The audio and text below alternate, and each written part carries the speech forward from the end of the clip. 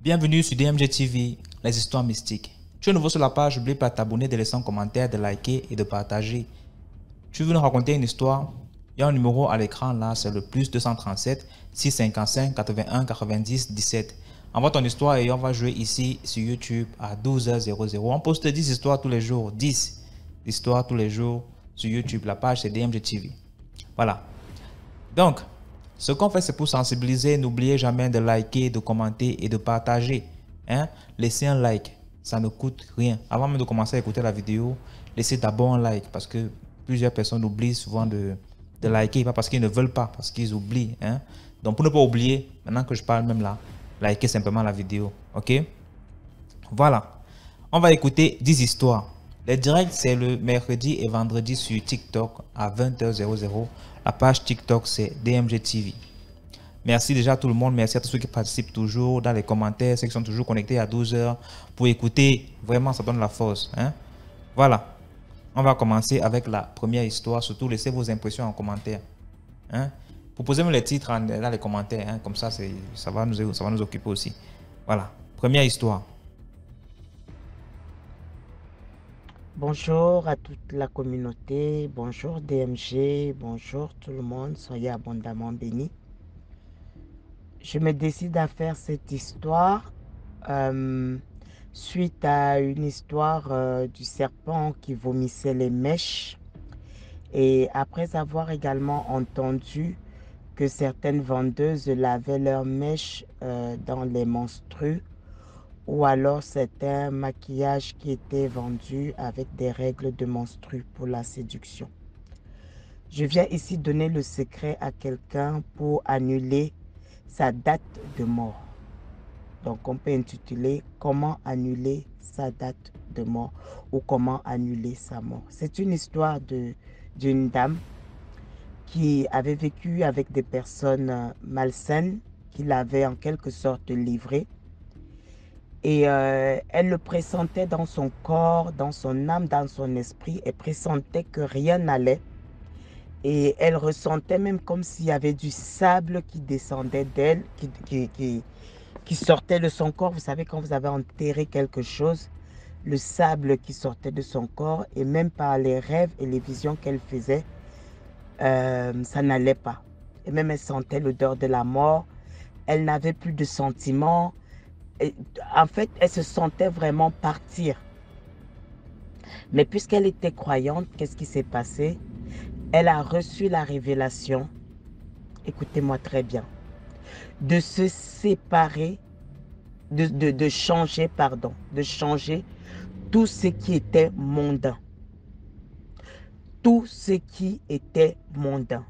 D'arrêter les maquillages, d'arrêter les mèches, d'arrêter les bijoux, d'arrêter tout ce qui avait trait à son image mondaine.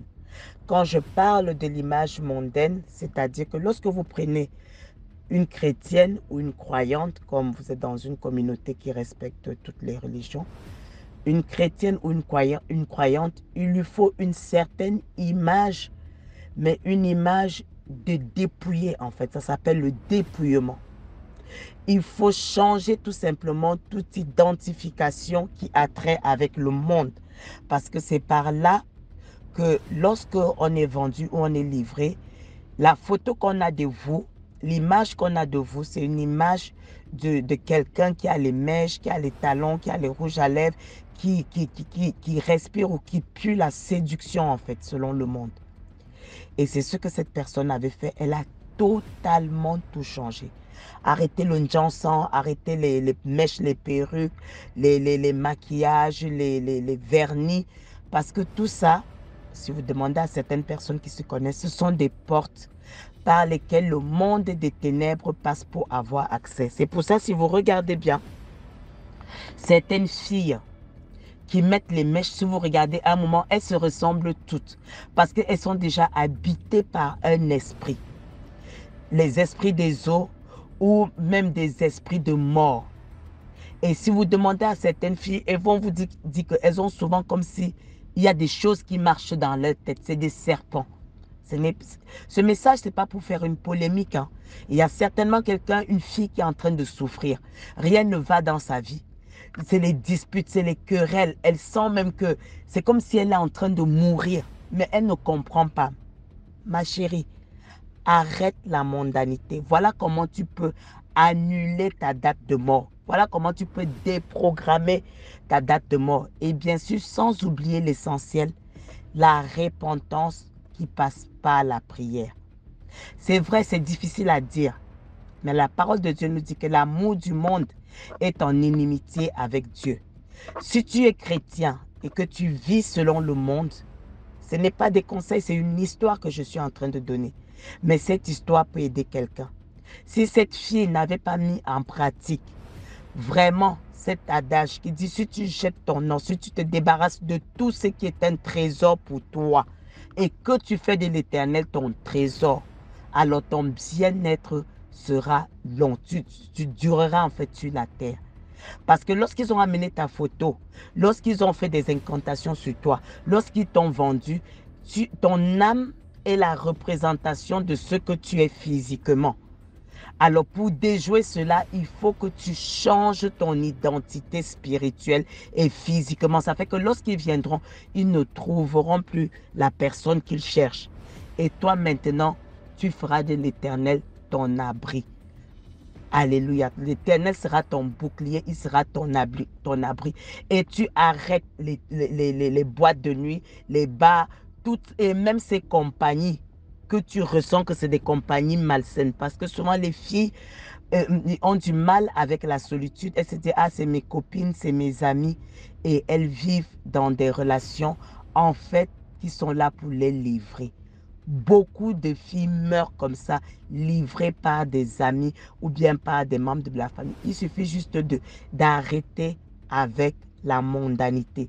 Les mèches, beaucoup d'histoires de mèches viennent dans le monde des eaux. C'est pour ça que beaucoup font des rêves où elles se retrouvent dans la mer. Mes bien-aimés, mes frères et sœurs, c'est la connexion avec le monde des eaux. Les rouges à lèvres qui sont travaillés, mystifiés, tous les fards à paupières, toutes ces choses, tout le monde aujourd'hui. La Bible dit que le monde est sous la domination de Satan. Tu veux changer la date de ta mort, tu veux annuler, même pas changer, tu veux annuler la programmation de mort qui a été faite dans ta vie. Voilà le secret, sors du monde et tes jours seront longs sur la terre et ton bien-être sera long sur la terre. Voilà, DMG, c'était la petite histoire que quelqu'un a vécue personnellement et que ça lui a permis aujourd'hui de prolonger les jours de sa vie et d'annuler sa date de mort. Merci. N'hésitez pas à liker, partager et cela sert à sensibiliser la communauté. Merci. Merci beaucoup pour cette histoire. Là, on va passer à la deuxième histoire. Bonjour.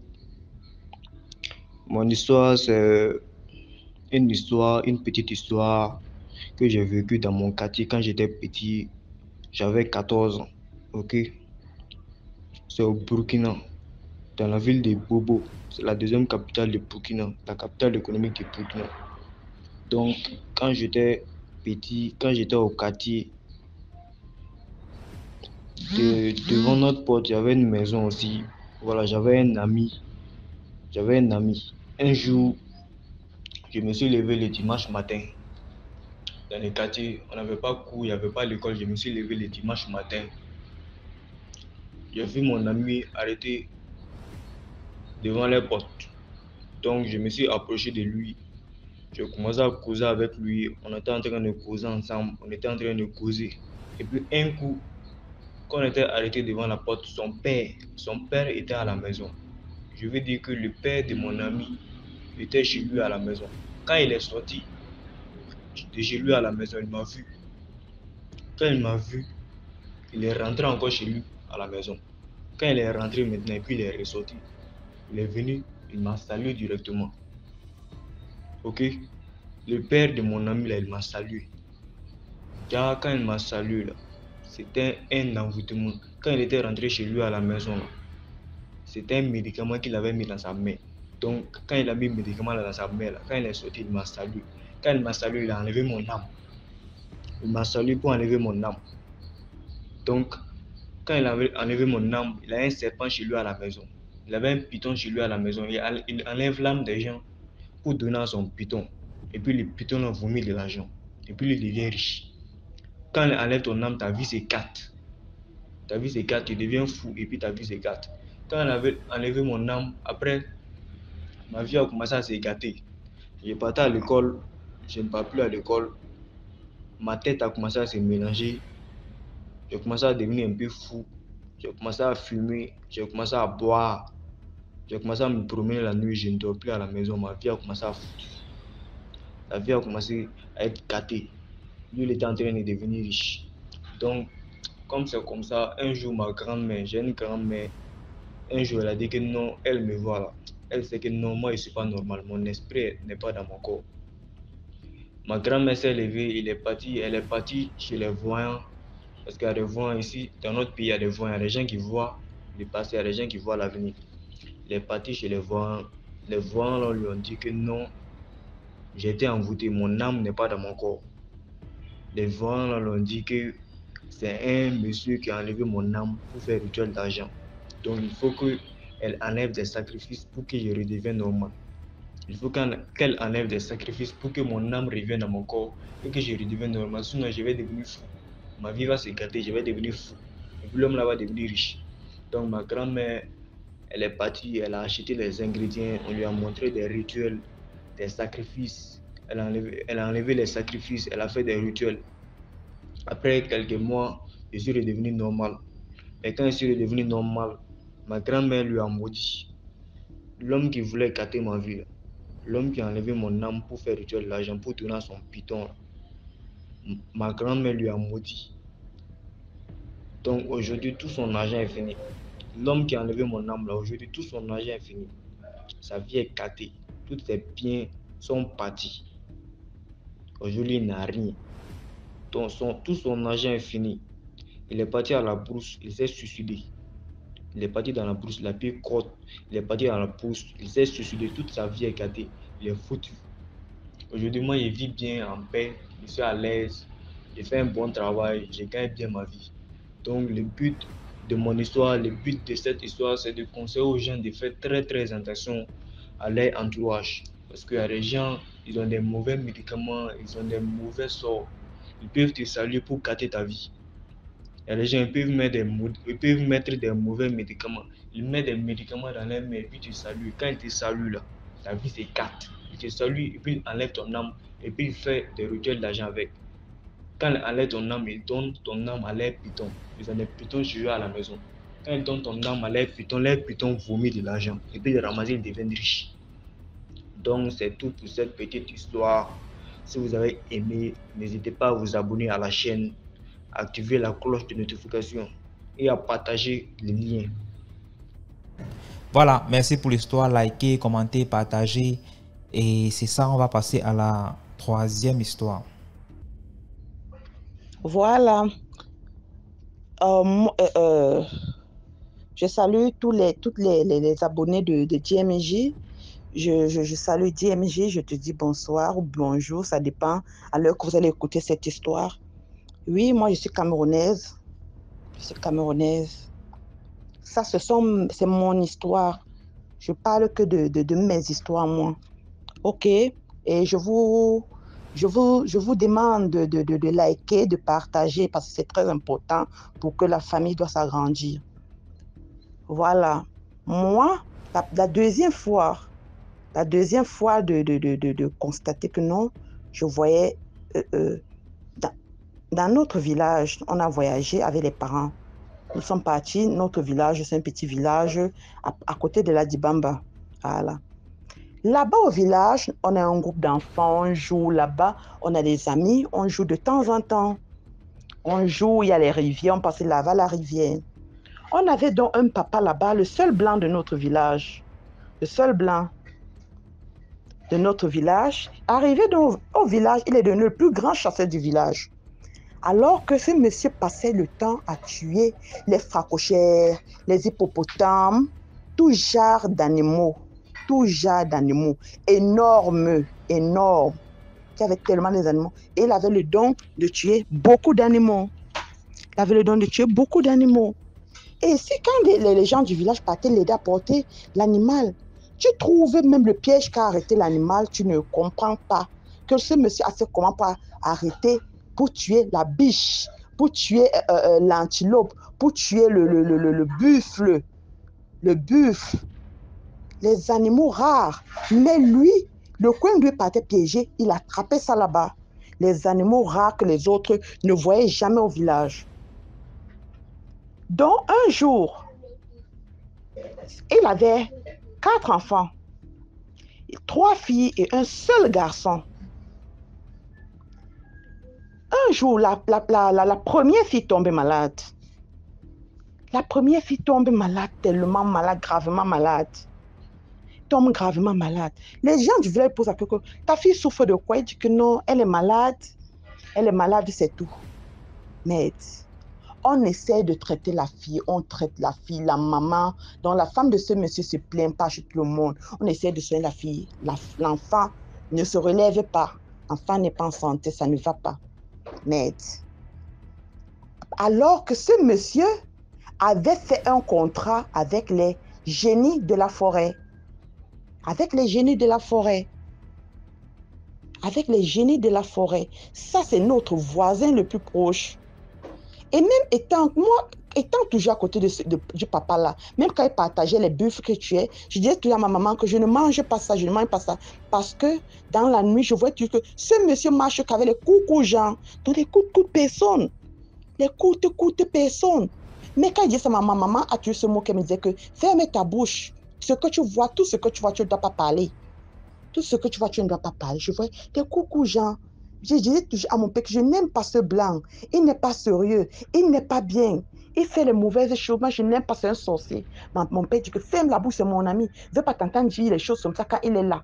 Je ne veux pas l'entendre dire jusqu'à... Quand il venait, je me loignais seulement de ce monsieur, je fermais ma bouche. C'est-à-dire que quand il jouait avec les enfants, je disais toujours aux enfants que les enfants de ce monsieur, faites attention, votre père n'est pas un homme bien. Il disait que, pardon, tu peux parler de ça de notre père. Pourquoi parfois, il ne parlait plus avec moi.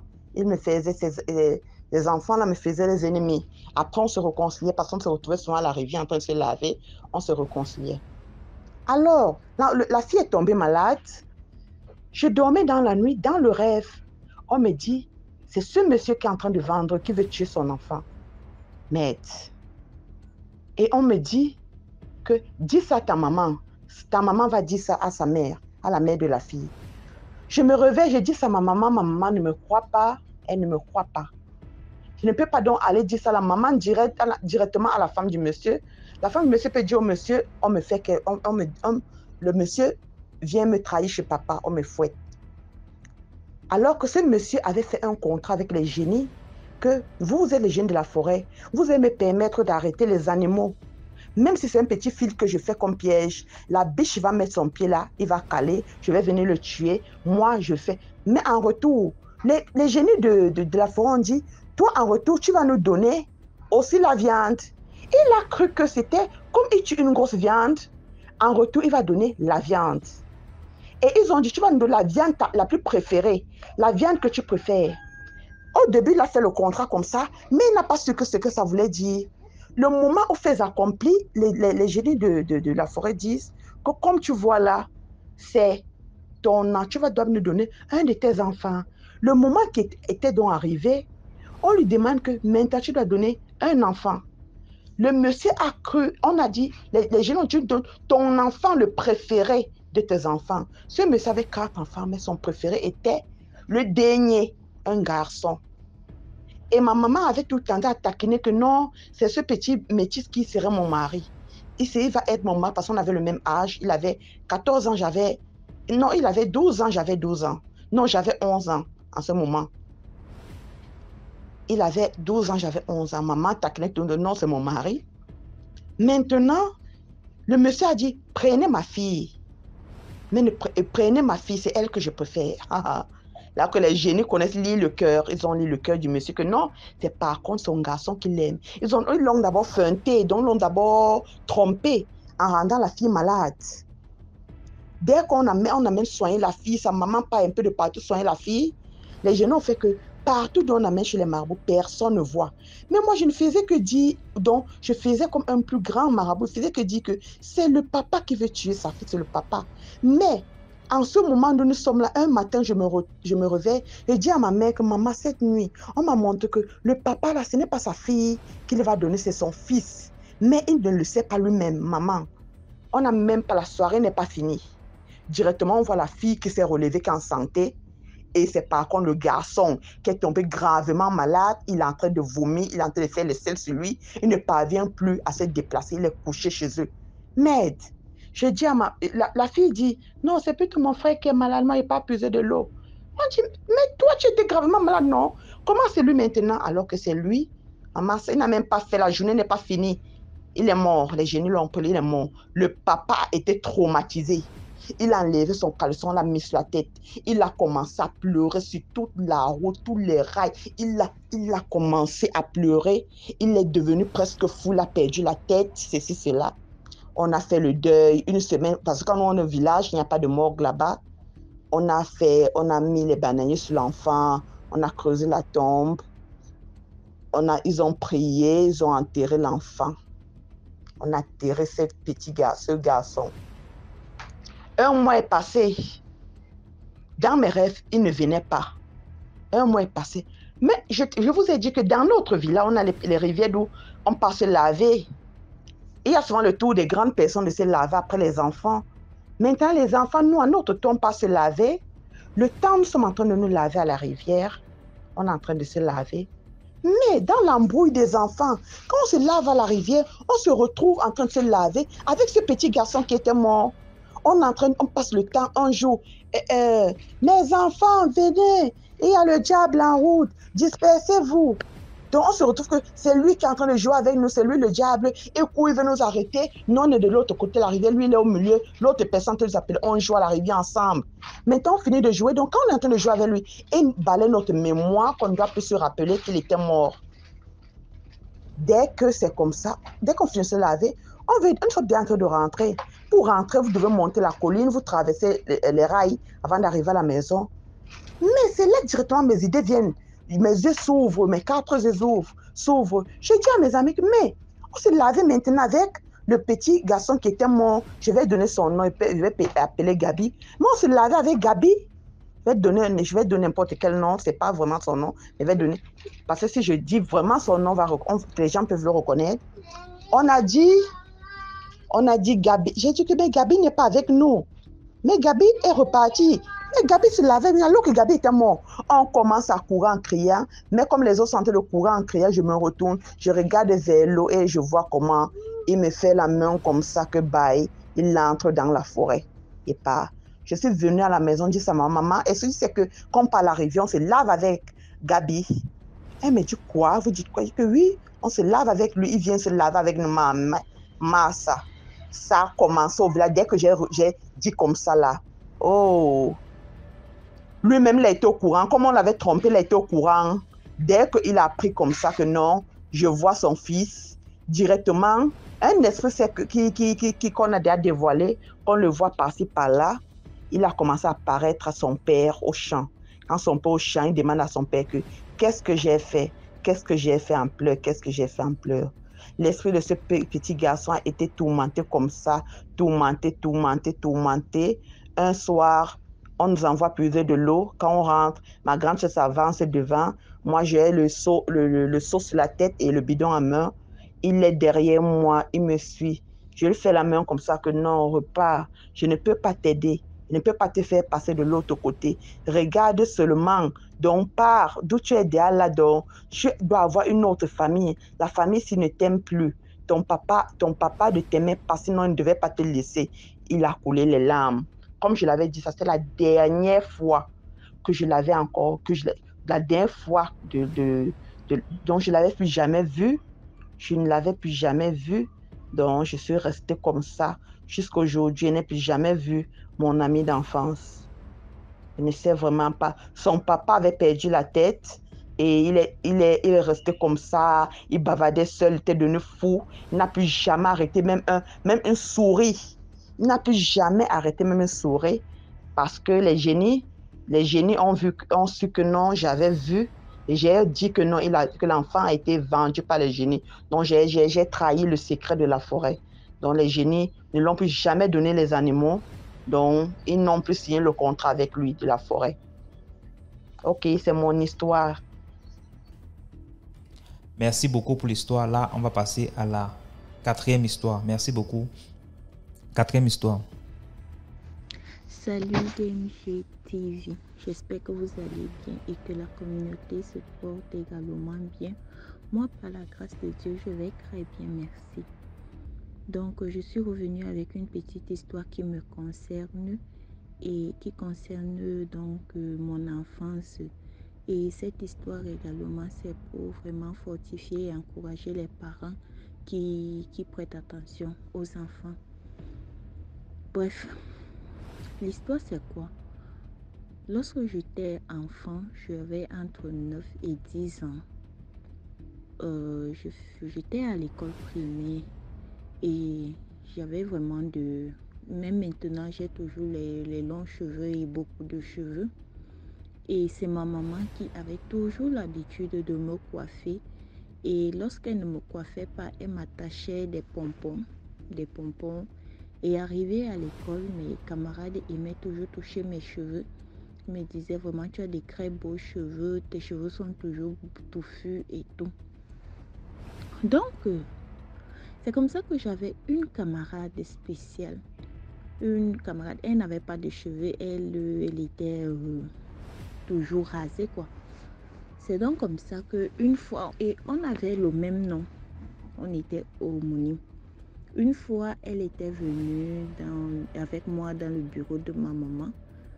Et ma maman ne l'avait pas aimé. Ma maman ne l'avait du tout pas aimé. Ma maman m'avait dit, je ne veux plus te voir avec cette camarade, je ne l'aime pas du tout. Bon, moi, ça m'avait vexé, ça m'avait un peu énervé parce que c'était un peu une de mes meilleures, c'était même une meilleure amie, quoi. Mais maman ne l'aimait pas du tout. C'est donc comme ça que, une fois, on a terminé les cours. Mais moi, je n'étais pas rentrée parce que la maman n'était pas au courant qu'on allait vite terminer les cours ce jour-là. Et je suis restée jouer avec des camarades.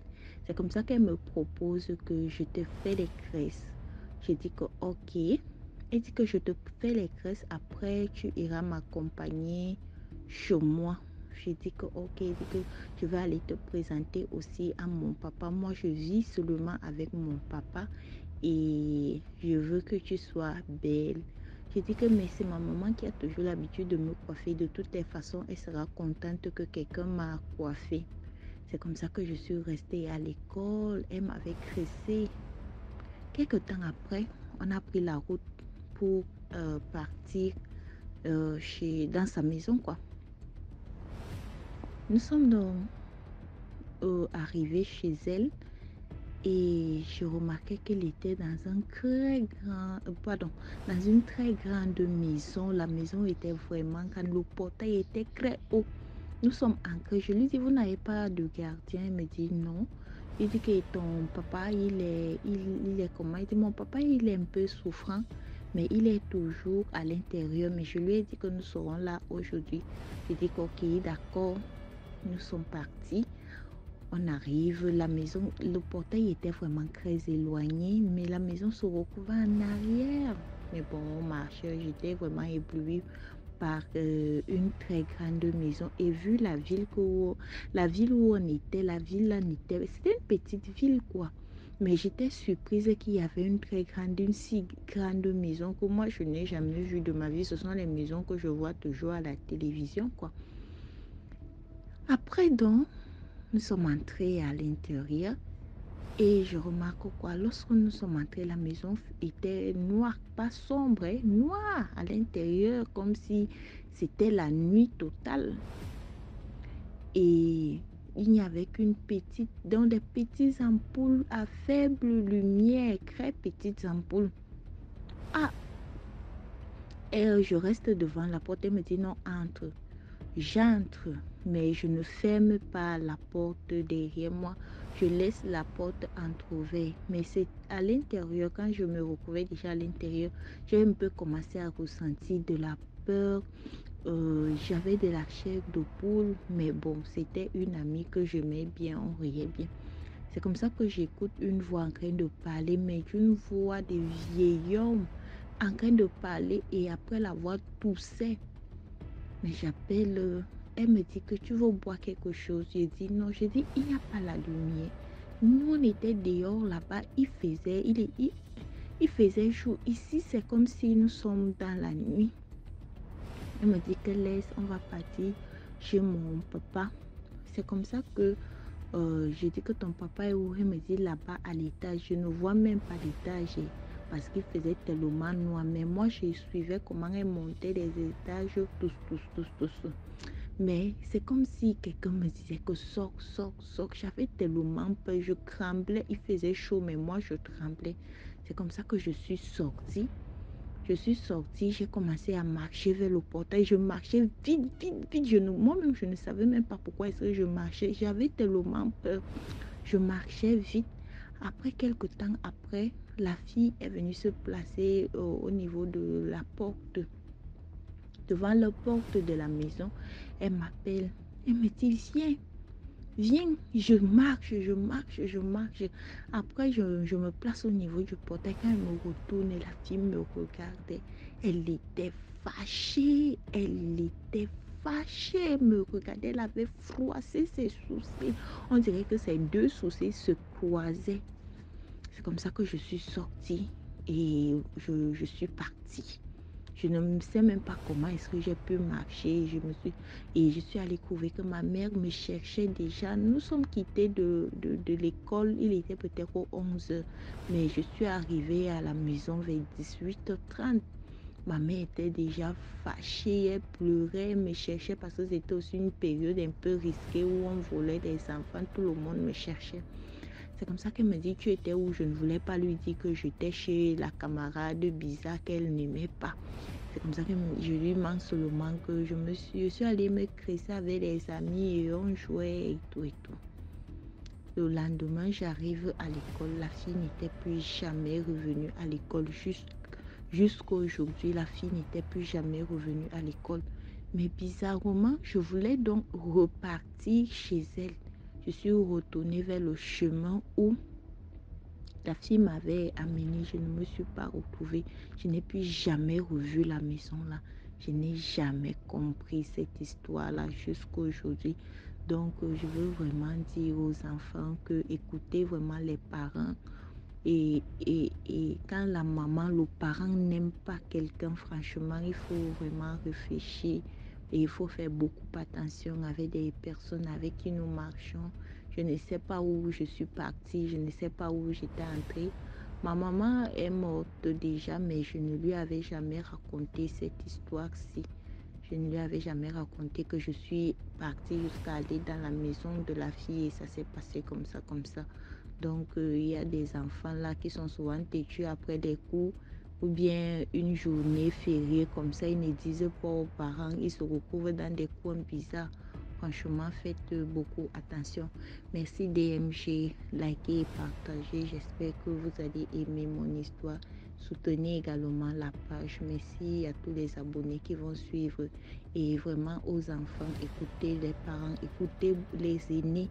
Et prêtez attention lorsqu'on vous fait des avertissements sur quelque chose, on ne sait jamais. Bye. Merci pour l'histoire. Maintenant, on passe à la 5e histoire. Écoutez s'il vous plaît. Likez, commentez. Bonjour DMG, j'espère que tu vas bien. Alors, je vais te raconter une petite histoire. Vite fait parce que je suis en train d'aller à l'école.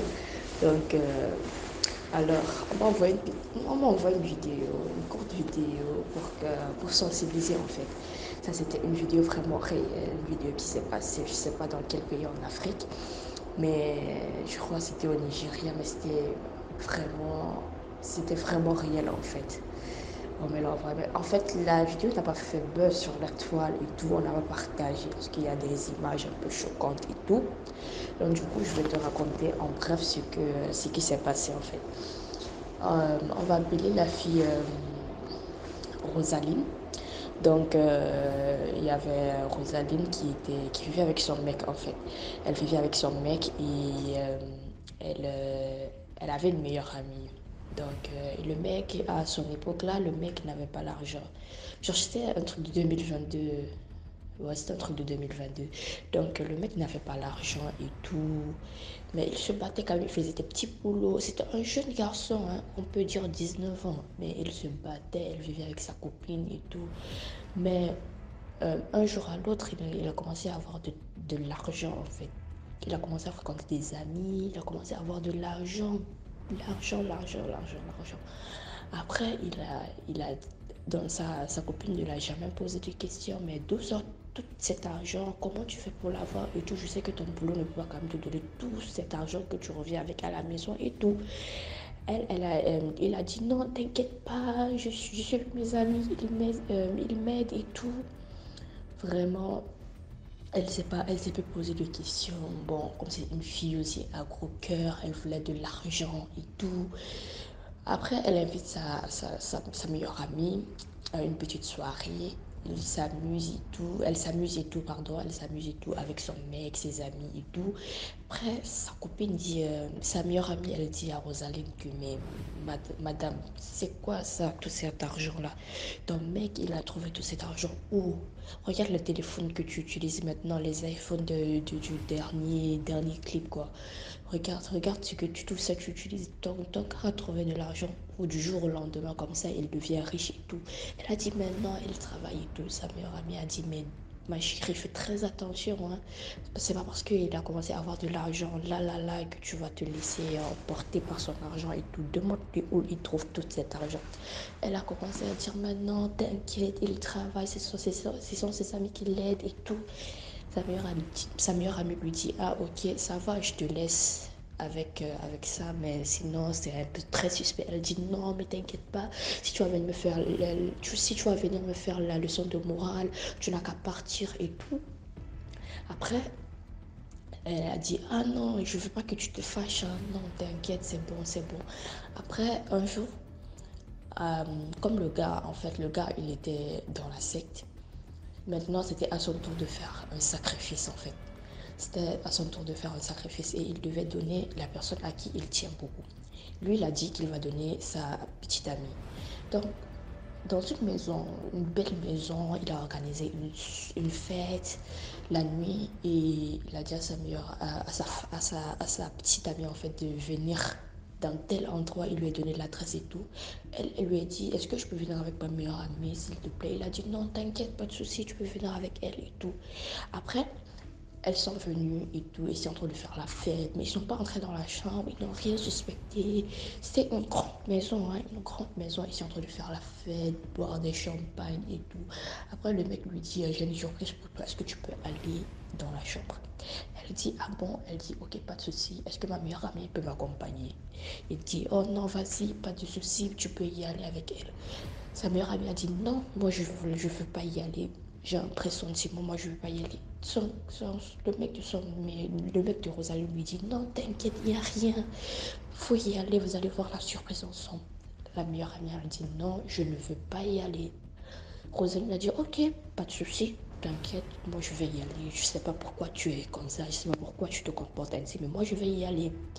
Après, Rosaline, elle part, elle entre au couloir, elle voit des bougies partout, un peu la maison bizarre, quoi, avec des trucs au sol et tout. Elle lui dit, mais c'est quoi ça, bébé? Il dit, non, t'inquiète, il y a la surprise dans la chambre, vas-y. Avant qu'elle entre dans la chambre, trois gars avec des pagnes rouges, avec des foulards rouges, viennent la prendre et essayent de la force à entrer dans la chambre. Elle crie le nom de sa meilleure amie, elle crie le nom de sa meilleure amie. Elle dit, viens me sauver, s'il te plaît, viens me sauver, viens me sauver. Sa meilleure amie prise en panique, elle ne pourrait pas sortir et elle ne pourrait pas aussi laisser sa meilleure amie Rosaline comme ça en fait. Elle a dit, je t'ai dit, ton mec il n'est pas quelqu'un de bien, regarde ce qu'on va lui te faire et tout. Maintenant, on a pris la meilleure amie, ils sont venus prendre la meilleure amie en voulant essayer de l'entrer avec elle. Ils sont entrés tous dans la chambre en fait. Ils sont entrés tous dans la chambre, on a attaché sa meilleure amie, on a attaché Rosaline. Et je vous jure, ce qui s'est passé, c'est vraiment réel. Ce qui s'est passé, c'est vraiment réel, je vous jure, je vous assure. Rosaline, on a attaché Rosaline, je vous jure, j'ai vu la photo, j'étais choquée, Ils ont pris la matière, ils ont retiré la tête de Rosaline. Ils ont retiré la tête de Rosaline, ils ont déposé à côté de sa meilleure amie, ils ont retiré les membres, la main et tout. Je vous jure, ils ont découpé Rosaline. Ils l'ont découpé et tout. Sa meilleure amie, elle a vu ça. Je vous jure, je ne sais pas comment elle a fait, mais elle s'est enfuie de la maison. Elle s'est enfuie. On a essayé de la rattraper, mais c'était impossible de la rattraper. Vraiment, c'était ma petite histoire. Vraiment, c'est sa meilleure amie même qui est venue parler de ça. Vraiment, faites très attention. Faites très, très attention, les jeunes filles. Faites très, très, très, très, très attention. Vraiment, vraiment, faites très, très attention. C'était ma petite histoire. Merci beaucoup, DMG. Passez une très bonne journée. Likez, partagez et tout. Merci beaucoup. Merci pour l'histoire. Là, on va passer à la sixième histoire, autant pour moi. Shalom, j'espère que tout le monde va bien. Il faut liker la vidéo, la partager afin de sensibiliser et de faire grandir la communauté. Je me décide enfin à faire cet audio. Le premier, bon, j'avais décidé de le supprimer, mais ce deuxième, j'espère le laisser. Donc, ce témoignage, c'est pour sensibiliser les gens. Comment est-ce que les échanges d'étoiles se font, les vols d'étoiles se font, les vols de grâce se font à cause des personnes avec qui on décide de marcher. Donc, c'est l'histoire d'une jeune fille qui a grandi dans la crainte de Dieu. Sa famille était croyante, était chrétienne, donc elle avait sa vie. Et tout marchait super bien dans sa vie, elle n'avait pas de soucis. Bref, tout ce qu'elle faisait lui réussissait. Mais elle ne savait pas en fait, elle ne savait pas prendre conscience de cette grâce, de cette étoile qu'elle avait. Elle s'est mariée tôt comme elle voulait, elle a eu ses enfants, elle a eu ses entreprises. Son rang social a commencé à évoluer naturellement. Elle connaissait que la parole de Dieu, la crainte de Dieu, elle ne connaissait pas les boîtes de nuit, les sorties, bref. Et c'est comme ça qu'un jour, elle fait la rencontre d'une première fille. À l'école des enfants, elle fait la rencontre de cette fille. Et vu que cette personne, à la base, n'était pas très proche de sa famille, elle s'est liée d'amitié avec cette première fille et c'est devenu un peu comme sa famille. Donc, et quand elle a connu cette fille n'avait rien. Elle était fille au père et elle était dans un appartement qui n'était même pas assuré, elle n'était même pas mariée. Bref, son niveau de vie était nettement inférieur à celui de l'autre fille qu'elle a rencontrée. Voilà elles se sont rencontrées. Et l'autre fille, maintenant, quand elle achetait quelque chose, quand elle achète une robe, quand elle achète quoi que ce soit, elle achetait en double pour sa copine. Et c'est comme ça que l'amitié grandissait. Et la vie de l'autre copine, de la copine B, a commencé aussi à évoluer. Mais entre-temps, la copine A, qui avait sa petite vie tranquille, elle a commencé à prendre la vie de dehors avec l'autre copine B.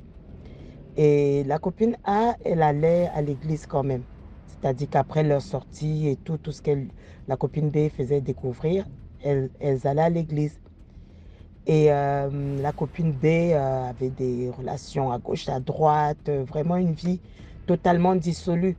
Mais la copine A, elle se disait, ah bah, moi, c'est pas mon problème, ça ne me regarde pas. La copine B est même sortie avec le cousin de la copine A et elle prenait même la copine A pour couverture de tout ce qu'elle faisait. Et c'est comme ça que petit à petit, la copine A, voyant que voilà, cette copine B menait une certaine vie et que rien ne lui arrivait, bon, certaines choses ont commencé à déteindre sur elle. Et petit à petit, la vie de la copine B a commencé à changer. C'est pas tout. La copine A, entre-temps, a rencontré une autre copine C.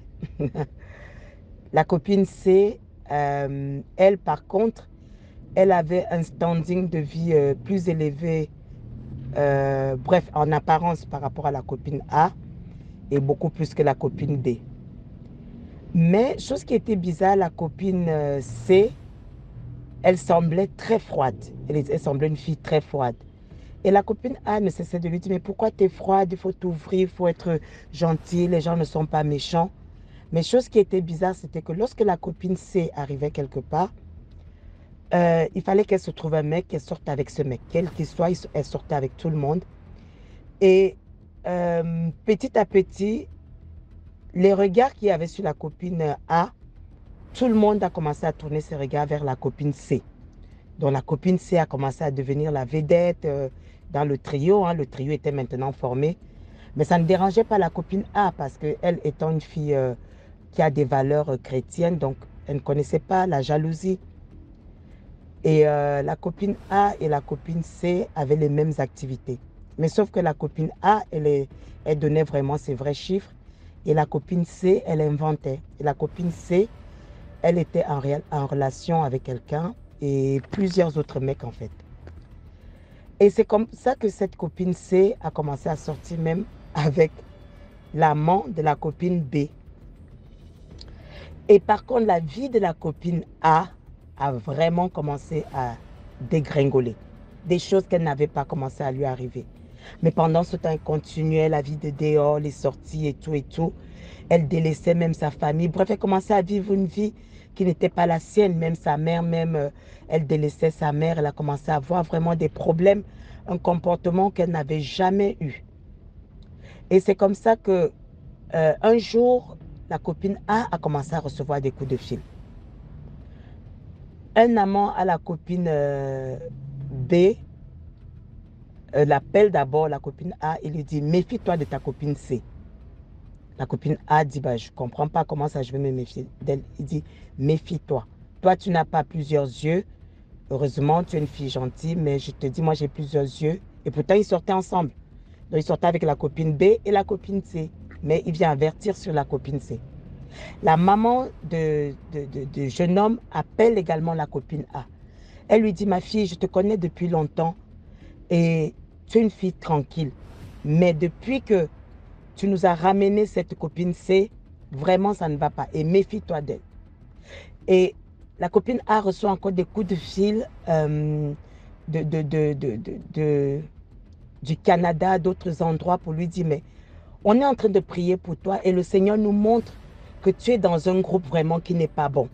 Et il y a une fille qui se balade avec ton visage, qui amène ton nom, ton visage chez les marabouts. » Bon, la copine A, elle a entendu ça, elle a partagé cela avec la copine B.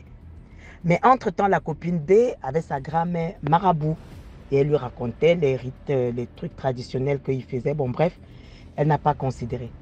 Mais les gens commençaient à voir la concurrence, la jalousie que la copine C manifestait envers la copine A.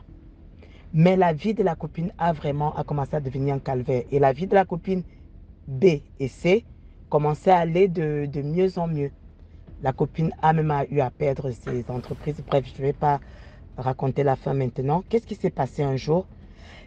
La copine C a ramené un cadeau à la copine A. Alors que la copine A n'était pas là, elle est venue lui déposer un cadeau dans son institut. Et bizarrement, tout le monde commence à demander à la copine « Ah, mais qui t'a donné ce cadeau? Qui t'a donné ce cadeau ?» Et le cadeau, c'était quoi? C'était un petit sac. Ceux qui connaissent les parfumeries, les petits sacs dans lesquels on met les parfums. Et cette copine C, elle avait juste mis des vernis dedans. Puisque elle aussi, elle avait un institut. Elle avait mis des vernis dedans et les employés de la copine A ont déposé dans un coin. Et là, maintenant, un jour, la copine A reçoit un coup de fil d'une de ses clientes. Elle dit « Ah, comment tu vas ?» et tout. Elle dit « Oui, mais tu étais là hier, on t'a coiffé. Est-ce qu'il y a eu un souci ?» Elle dit « Non, non, non, il n'y a pas eu de souci. Mais je veux juste te dire une chose, c'est que tu es une fille très gentille. Heureusement que tu n'as jamais fait du mal à quelqu'un. Heureusement que tu n'as jamais mis tes pieds chez un marabout.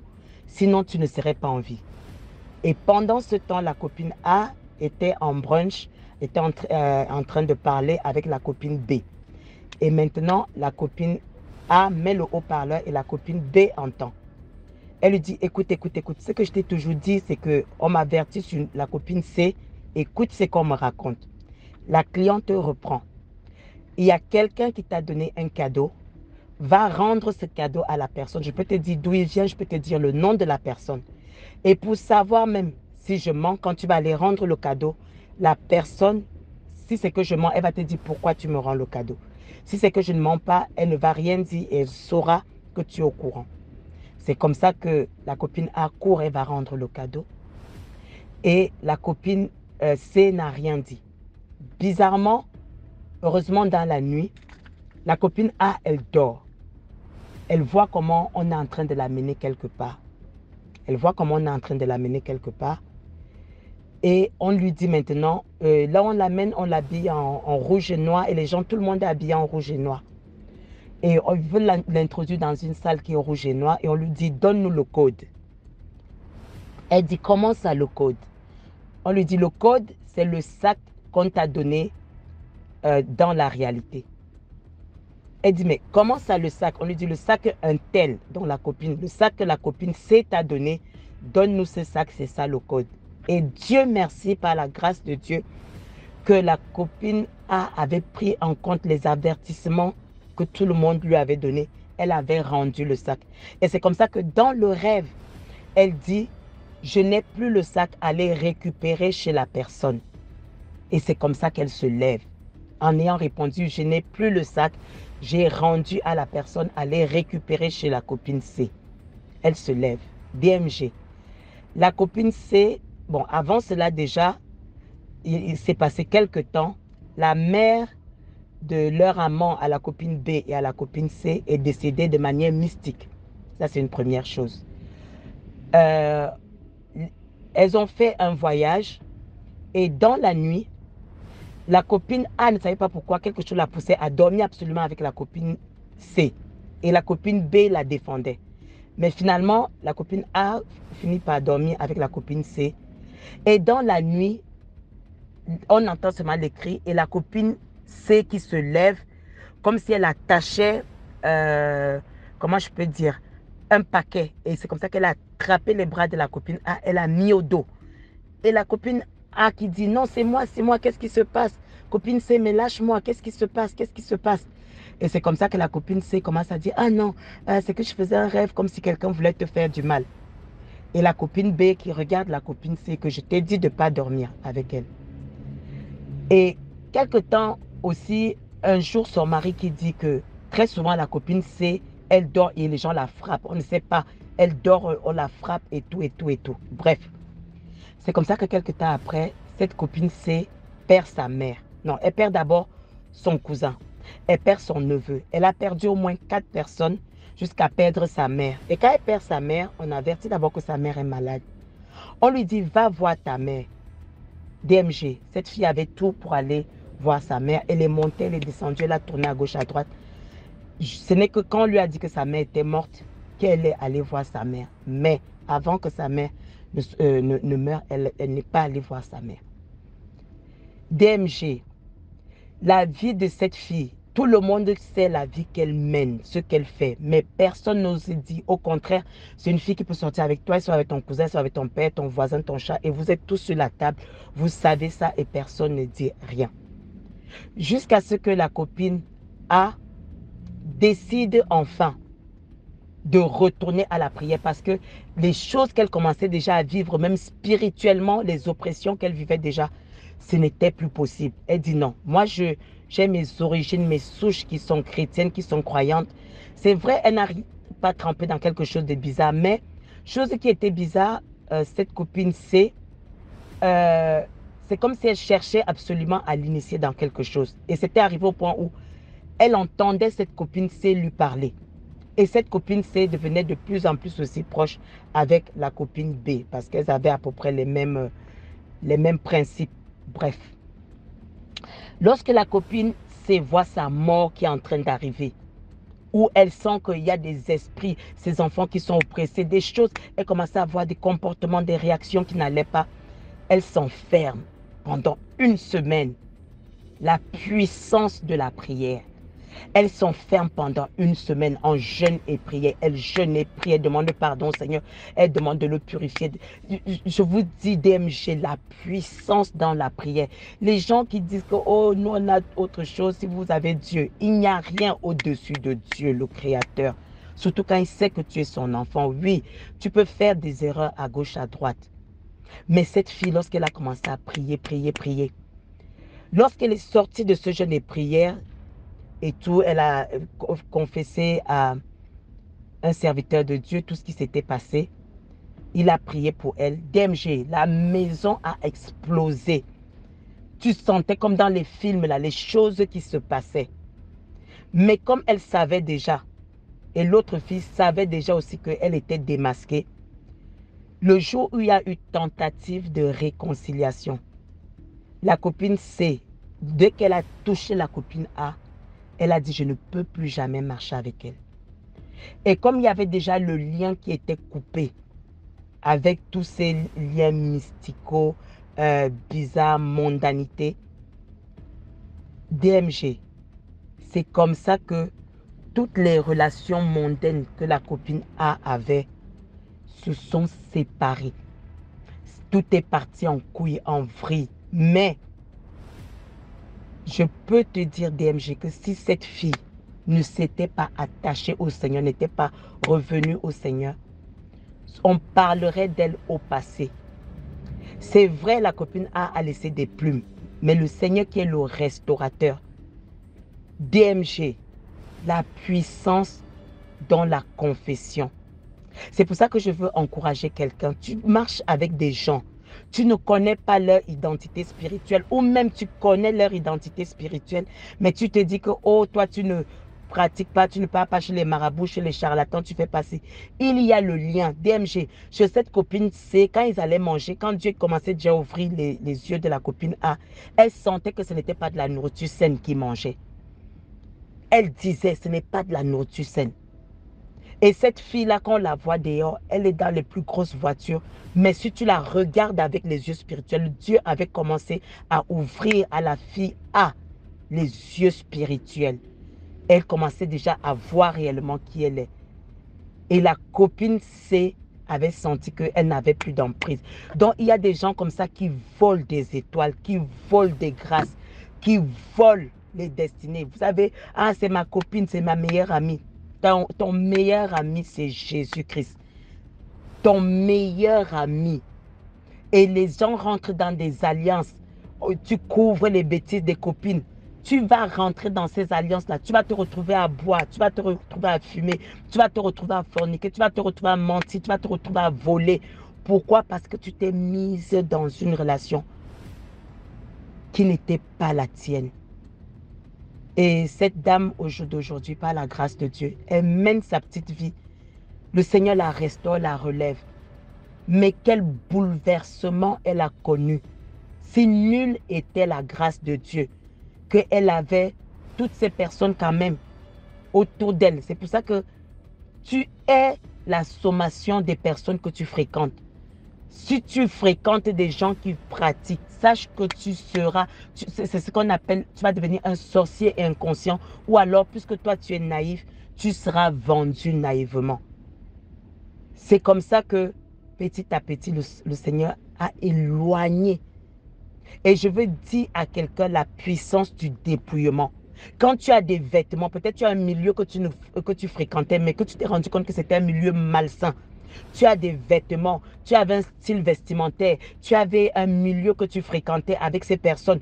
Coupe les ponts, ne pars plus. Ce sont des lieux, ce sont des hôtels sur lesquels ces personnes peuvent s'accrocher encore pour te sacrifier.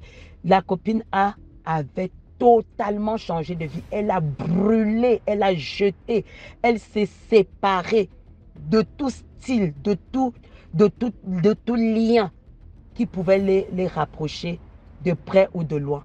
Juste pour terminer ici, au final, même la copine B qui avait une souche, comment je peux dire, de pratique, puisque elle pratiquait, ne se cachait pas, elle pratiquait de par sa famille, de par leur tradition. C'est les deux maintenant qui sont restés des meilleurs amis. Mais Le Dieu de justice se lèvera. Mais Dieu merci, cette copine a au jour d'aujourd'hui, personne n'a pu toucher à un seul de ses cheveux.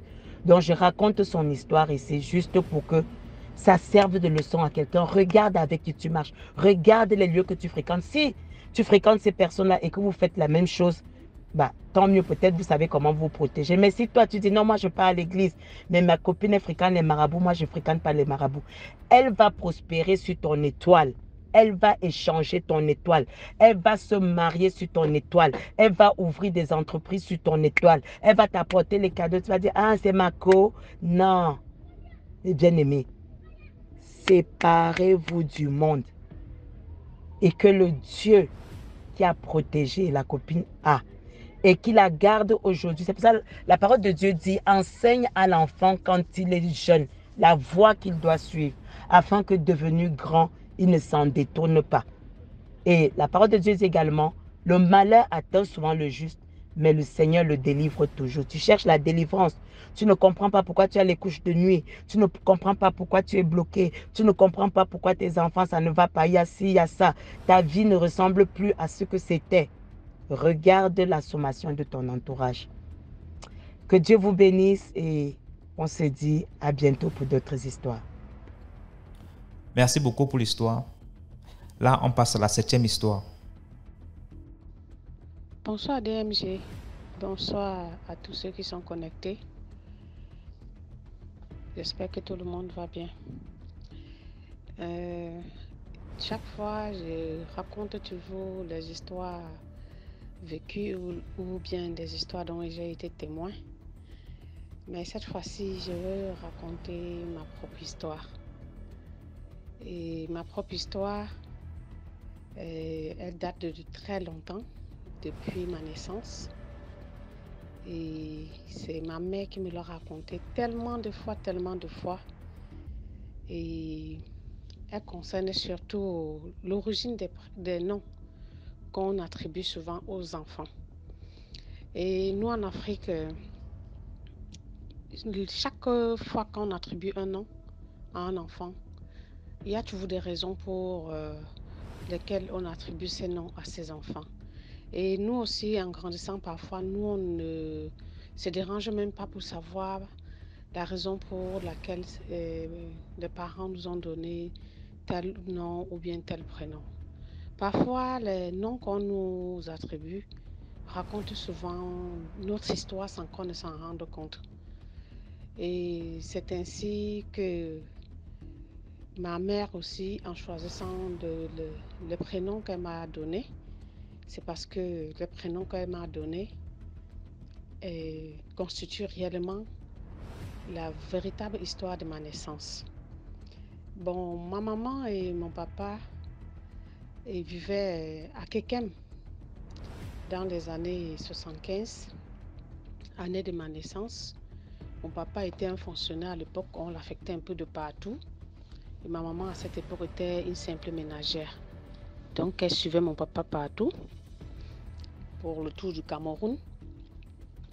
Et bon, j'ai d'autres aînés devant moi. Et chaque aîné naît toujours dans des villes différentes où notre papa était affecté dans les zones là. Donc ce qui fait que pratiquement tous les enfants de mes parents sont nés dans des villes très très différentes et très très éloignées les unes des autres dans la République du Cameroun. Et même moi, je suis née à Kekem. Tout le monde peut connaître quand même où se trouve Kekem. Kekem, c'est l'entrée de la porte de l'Ouest, dès qu'on a traversé Melon. Et c'est comme ça que ma maman vivant là-bas, elle était tombée enceinte de moi à Kekem. Elle était là. Et entre-temps, mon papa avait eu une relation extra-conjugale avec une dame de cette région-là. Et imaginez un peu dans les années 75 comment est-ce que la localité pouvait être présentée. C'était un truc un peu pas développé du tout. Aujourd'hui, il n'y avait même pas d'eau courante, il n'y avait pas de lumière. Bon, c'était un peu quasiment un village. Et bon, mon papa aussi, chaque fois s'il revenait de son travail, il partait dans les petits endroits où on se distrayait. C'était pas quand même très nombreux à cette époque. Les coins de distraction, les coins de distraction n'étaient pas assez nombreux à cette époque. Et mon papa, dans ces coins de distraction, avait fait la connaissance d'une dame. Et donc, il a entamé une relation. Et la relation a tellement pris de l'ampleur. Ça a eu un grand impact au sein du foyer de mes parents parce que c'était arrivé à un niveau où la dame s'était pratiquement accaparée de notre papa au point où notre maman ne voyait presque plus notre papa. Et c'était dans cet état que ma mère était en train de mener ma gestation à terme. Le papa, même parfois, prenait son salaire, il disparaissait des jours, il n'assumait même plus comment je peux dire ça, en tout cas son devoir d'homme et de mari. Voilà dans quelles conditions, bon, ma maman était là, mais malgré tout, elle supportait, et elle m'a mise au monde. Quand elle m'a mise au monde, et lorsqu'elle est sortie de l'hôpital, et en tant que la femme d'un fonctionnaire dans une zone comme celle-là, bon, ça attire un peu les villageois. Tout le monde veut venir rendre visite au nouveau-né, quoi. Bon, c'est même par là que la maîtresse de mon papa a profité, cette fois-ci pour pouvoir, elle a profité comme si elle venait, elle s'est insérée parmi tous les groupes de personnes qui venaient rendre visite pour ma naissance. Elle s'est insérée parmi les gens, elle est rentrée dans le foyer conjugal, en tout cas chez ma maman. Bon, comme ma maman savait déjà, ma maman soupçonnait, parce que des trucs des villages où il n'y a pas trop de monde, tout se sait très très rapidement. On avait déjà dit à ma mère que bon voilà la dame avec qui ton mari traîne tout le temps dehors et tout et tout. Bon, comme ma mère, elle avait privilégié de sauver sa grossesse, bon, elle était restée calme. Elle disait bon, même si elle va réagir, il faut d'abord qu'elle accouche. Elle a donc accouché. La dame est venue se faufiler parmi d'autres visiteurs. Elle est rentrée. Et bon, ma mère ne pouvant pas réagir, les deux savaient ce qui se passait. Elles étaient là parmi les personnes qui étaient dans la maison pour regarder le bébé, le nouveau-né qui est venu. En tout cas, moi. Donc, les deux se changeaient de regard, elles communiquaient avec des regards et tout. Donc, ma mère devant les gens, bon, en Afrique, on sait que quand il y a un nouveau-né, même s'il y a des querelles, il y a ceci, devant les gens, on ne peut quand même pas montrer. En fait, ça se passait comme ça à l'époque. Hein. À l'époque, il y avait des choses qu'on ne pouvait pas exposer publiquement. On pouvait supporter son ennemi, pourtant on est dans la même pièce, on gère comme ça. Bon, c'est un peu différent de cette époque bon, où chacun est courageux et dit ce qu'il pense comme il veut. Donc, ma mère savait bien que c'était, voilà, que la maîtresse de son mari, qu'elle a eu le culot. Elle a eu le culot de venir dans sa maison, non contente de s'accaparer de son mari et de bouffer tout l'argent et pratiquement, ma mère végétait dans la famine, la misère, alors que mon papa, à l'époque, s'en foutait. C'est comme s'il n'était même plus lui-même, quoi. Il abandonnait. Bon, je n'étais pas le premier enfant, il y en avait plusieurs devant moi déjà. Donc, je n'étais même pas la première enfant. Donc, ma mère était comme ça, dans cette souffrance-là. Le papa, c'est comme s'il avait perdu tous ses repères. Il n'écoutait plus rien, il n'écoutait les conseils de personne. La dame, maintenant, vient provoquer encore ma mère chez elle. Ma mère a pris ça comme de la provocation. Mais comme il y avait plein de gens autour d'elle, elle n'a pas réagi. La dame a poussé le bouchon loin au point où de demander à porter le nouveau-né. Donc moi, elle a demandé à me porter dans ses bras. Bon, ma maman, devant les gens, ne pouvait pas refuser. Ma maman lui a remis le bébé. Elle m'a pris dans ses bras, elle m'a gardé dans ses bras. Bon, maintenant, elle était venue, elle s'était préparée à venir, franchement, me faire du mal. Quand ma maman m'a remis à la maîtresse de son propre mari, dès que ma maman était un peu distraite, elle m'a griffé. Griffer, les gens griffent un bébé jusqu'au sang. Donc, on te griffe comment je peux dire ça? Elle te griffe assez profondément jusqu'à laisser la trace au point où la trace a saigné. Donc, dès qu'elle m'a griffé, j'ai commencé à pleurer devant les gens et les autres visiteurs ont dit « Ah, l'enfant là ne te veut pas et tout et tout. » Donc, le cri que j'avais poussé, c'est comme ma maman me raconte chaque fois, que le cri était tellement fort et maman a senti que non, il y a quelque chose qui ne va pas. Bon, devant les gens, elle a pris l'enfant avec le sourire aux lèvres, mais dans son cœur, elle savait que non, la dame n'était pas bien. Donc, qu'est-ce qu'elle pouvait donc faire? Rien du tout. Rien du tout. Donc, elle m'a repris dans ses bras, ma maman m'a repris dans ses bras. Et quelques temps après, quand les visiteurs sont partis, elle a essayé de regarder, mais de se poser la question, mais pourquoi est-ce que l'enfant s'est crié si fort? Et elle pleure, elle n'arrête pas de pleurer. Ma maman a essayé un peu de regarder partout sur moi. C'est là où elle se rend compte que la dame m'a griffé au niveau de la cuisse. Elle m'a griffé assez profondément jusqu'à j'ai saigné à cet endroit. Donc il y avait une marque qu'elle a fait avec son ongle. Et en fait, la dame avait utilisé un médicament. Comme la dame avait de longs ongles, elle avait trempé ses ongles dans une poudre, quoi. Donc, le fait maintenant de me griffer assez profondément, elle avait fait rentrer la poudre dans mon organisme. Donc, quand ma mère a pris, elle a vu la petite plaie, elle s'était tellement juste dit non, peut-être c'est une petite méchanceté, peut-être c'est une petite jalousie, comme depuis elle est avec notre papa, elle n'arrive pas à tomber enceinte. Et donc, la dame aussi était une dame, bon, un peu plus âgée que notre maman, déjà 5 ans son aînée. Et toute sa vie, bon, elle n'a jamais été mariée, elle n'a jamais pu faire d'enfant. Donc, ma maman s'est dit non, simplement, elle m'a griffé parce que elle était peut-être jalouse de la jolie petite fille que moi j'étais. Maintenant, la nuit passe, le lendemain matin, ma maman se réveille. Comme le papa l'abandonnait toujours, comme d'habitude, il découchait. Elle se retourne dans le lit. Elle se lève très tôt pour préparer les aînés, pour que les aînés aillent à l'école. C'est là où elle constate que non. Moi, avec mon état de bébé, mon corps avait été transformé. Entièrement transformé. Jusqu'au niveau des aisselles. Au niveau des aisselles, tout le bas s'était transformé en serpent. Tout le bas de mon corps était transformé en serpent.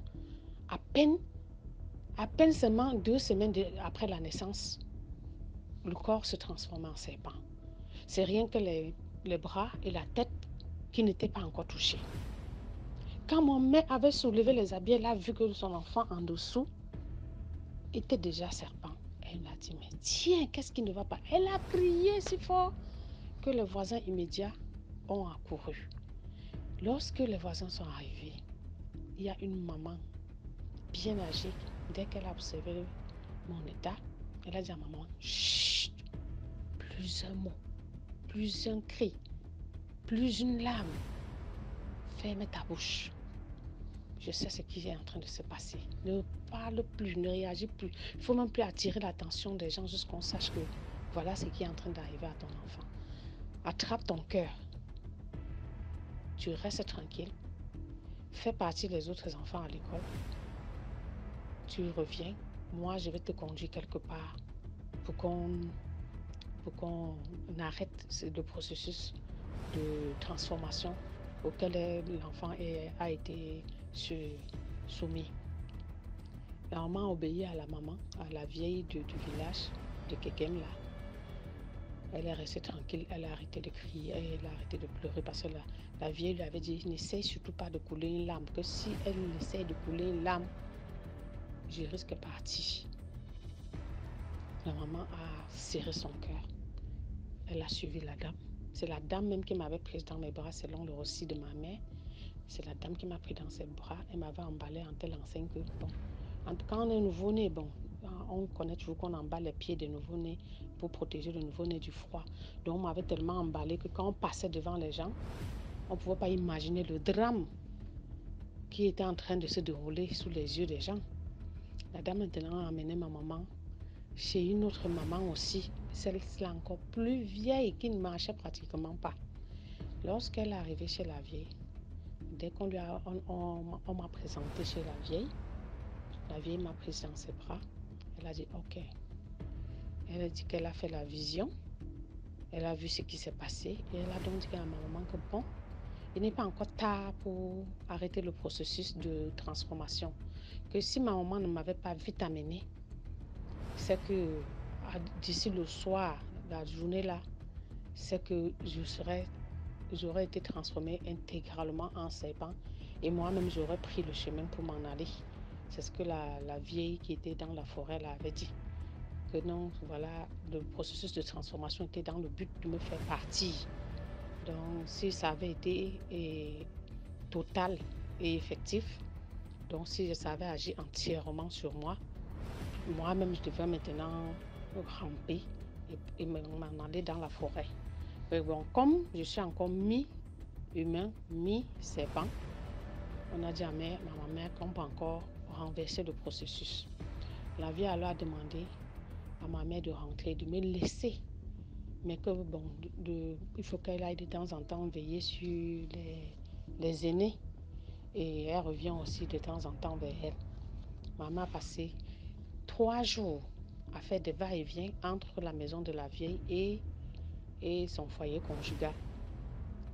La vieille maintenant avait pris une bassine en plastique. Elle a versé de l'eau. Et elle m'a fait coucher dans cette eau. Il était question que je devrais faire 3 jours. Donc ma mère m'a expliqué que j'ai fait 3 jours et 3 nuits dans de l'eau avec des décoctions de plantes, des poudres, tout ce que la vieille avait mélangé. Et elle avait bien précisé à ma maman que si au lever du 3e jour, si je ne ternus pas, là, elle ne pourrait plus rien faire. Le reste de la transformation devra se faire sous ses yeux et je vais m'en aller là où on était en train de vouloir m'attirer. Voilà donc, la maman était là, elle priait. Et c'est ainsi qu'au 3e jour, ma maman était même déjà assommée par la fatigue à force de veiller. Le 3e jour maintenant, selon ce que ma mère me raconte, elle dit c'est mon éternuement qui même l'a tiré de son sommeil parce que j'ai éternué tellement fort. Parce qu'un bébé qui passe 3 nuits et 3 jours dans l'eau, franchement, il n'y a qu'en Afrique qu'on peut voir ça. Donc, dès que j'ai éternué, la vieille a dit voilà, c'est bon, c'est très bon signe. Elle m'a fait sortir de la bassine et le corps il avait encore pris son aspect normal. Mais la vieille a dit, ce n'est pas terminé. Que celle qui a fait ça te connaît bien. Et que si elle réussissait à me faire partir, transformer en tant que serpent, c'était pour revenir plus tard pour achever le reste de la famille, c'est-à-dire ma mère et tous les autres enfants qu'elle avait déjà. Juste parce qu'elle voulait notre papa à elle seule. Et la vieille maintenant a dit à maman que bon, pour mettre, c'est-à-dire un bouclier, une barrière mystique pour qu'elle ne puisse plus jamais nous atteindre. C'est là où la vieille a dit, ok, pour qu'on la bloque, pour qu'on la désarme, pour qu'elle ne puisse plus rien faire pour atteindre ma mère et tous les autres enfants. La seule solution, c'est que la vieille a demandé à ma mère de lui donner le nom que je porte aujourd'hui. Parce que c'est comme ça que ma mère me raconte l'origine du prénom qu'elle m'a donné. Elle dit qu'elle n'avait jamais voulu m'appeler comme je m'appelle aujourd'hui là. Le prénom que je porte aujourd'hui, ma mère dit que ce n'était pas le prénom qu'elle avait choisi.